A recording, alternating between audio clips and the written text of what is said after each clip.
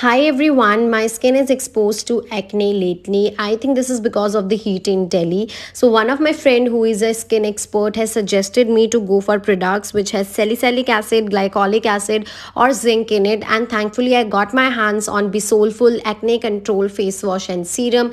I'm using them as a combo. So first you have to apply the face wash. It has rice bran extract and radish root fermentant which helps in controlling the active acne, followed by their acne control serum.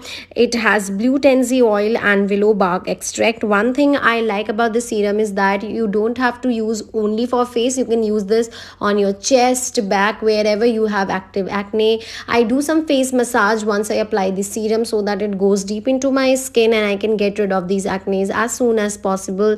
I have some active acne on my back as well, so I'm applying the serum there. For the best result, you have to use it for 8 to 10 weeks so that you can get rid of the acne permanently.